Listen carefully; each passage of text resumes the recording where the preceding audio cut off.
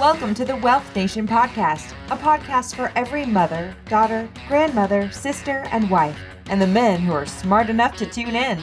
The Wealth Nation podcast brings you all you need to know about investments, business, property investments, personal finance, and all-around financial wellness. Here is your host, Yolanda Rose.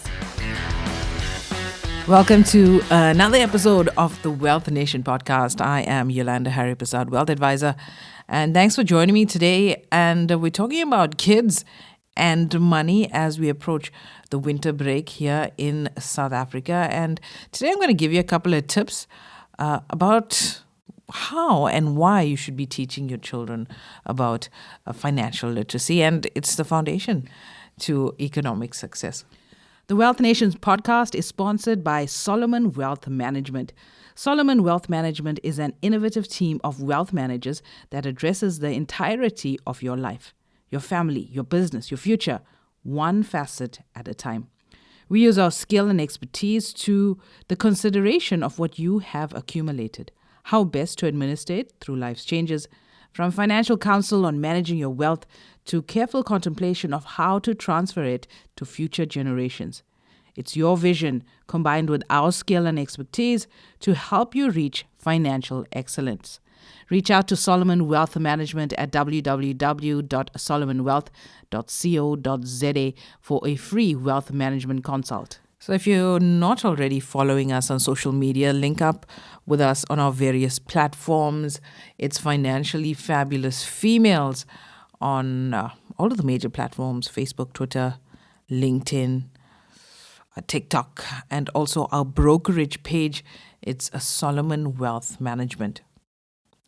And also, I would greatly appreciate it if you could leave me a review on Apple Podcasts. If you're listening, or whichever platform that you are listening to us right now, please leave an honest review. What do you thought? If there's any specific content you would like me to cover, you can mail me at yolanda@financiallyfabulousfemales.com. And if you're a parent, it is your goal to raise smart, intelligent kids, right? But it seems as though many parents, financial literacy seems to be coming out second, and it seems to be less important. And I'm not quite sure why that is. And for me, that's not the case. I am a wealth advisor. I head up my own brokerage. I'm a homeschooling mom of 3. And I believe that teaching my kids how to manage money is one of the most important responsibilities I have as a parent. We live in a consumer age. Delayed gratification seems to be something so far-fetched, and it's not easy to keep the kids financially grounded. However, by providing our kids with first-hand experience in earning, saving, and spending their own money, they're more likely to develop a savvy, sensible framework and a healthy attitude that is necessary to manage their personal finances as adults. And as much as, we talk about wealth accumulation, and most of us, we're building generational wealth. It's one of our goals on this platform to help you build generational wealth. But it's pointless us building this nice nest egg, houses, cars, investments, retirements, and leaving it to these kids that have no sense of financial literacy. What's the point? Financial literacy is the foundation of wealth building. It's about understanding the financial concepts, and specifically for us from a South African perspective, where we understand our financial climate, especially when it comes to things like taxes, estate, winding up of estates, managing debt with the various laws that we have in the country, saving, cash flow management, the various investment options, tax options, growth options that we have in the country. We need to know that. Raising financially savvy children involves teaching them a variety of skills, from budgeting to planning to earning and saving. Besides giving them an understanding of the value of a rand, it prepares them for real-world finances. Financial literacy is a vital skill, and it is never too early to teach your kids about money. Many parents wonder how they can teach their kids about money and where to find age-appropriate resources. You can now purchase the Financial Literacy for Kids workbook, which is aimed at primary school kids. It's now available at www.financiallyfabulousfemales.com. This workbook provides you with 12 lessons, activities, lesson plans, discussion points, and quizzes that you can use to test your kids' knowledge. Shop now at www.financiallyfabulousfemales.com. Like what you hear so far? Make sure you never miss a show by subscribing on Apple Podcasts, Spotify, or Tuned In. Now back to the show. Additionally, individuals who are financially literate display a keen understanding of the foundational elements of money, such as compound interest, the time value of money, the use of consumer credit, especially when it comes to leveraging credit in asset building, diversification, tax-preferred investment vehicles, consumer rights, and more. And as we see in our country, the call for free education is there. And many of the graduates are burdened by both the high student loan payments, the tough job market for graduates. I encourage parents to adopt a proactive approach to the problem by raising financially literate children. Now, financial education is a natural contributor to economic success. I am passionate about helping my kids understand the value of financial stewardship. I want my kids to be able to differentiate between needs and wants, and it's so amazing when I really started putting together a program to teach my kids about money. This was one of the very first lessons we spoke about: needs and wants and delayed gratification. And now the conversation takes its toll on its own. If they want something, they have a big debate before they come to me. And if they see something ridiculous, that kids want, totally overpriced, not age appropriate at all, and they would want this thing, and they'll ask for it, and then another one chips in, but is it a need or a want? And they have this whole debate. And eventually they don't even come to me. I mean, the conversation happens on the backseat of the car, but it never comes to me because they have this whole debate among themselves. Now, mind you, my kids are 7, 8, and 10. And at this age, they're debating among themselves whether it's a need or a want. And 80% of those times, those requests don't come to me because they settle it on their own. I hope this happens when they're older, when they're doing these ridiculous purchases. Do they really need iPhone 23? They can have that discussion for themselves, whether it's a need or want. But I want to teach my kids sound money management skills. And for the last 18 months, I have been doing it successfully. And I'm starting a refresher course when it comes to teaching them kids. And if it's something that you want for your kids, I want you to join me on my masterclass, How to Raise Financially Savvy Kids.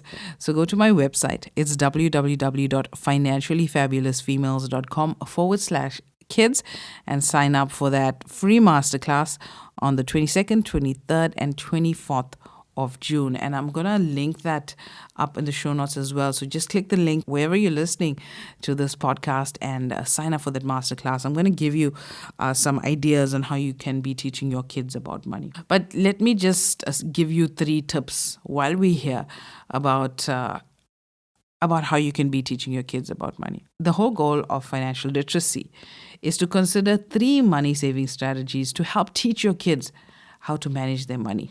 However little they get, whether it's from allowance or chores or whatever the case is, this will ideally suit your young children.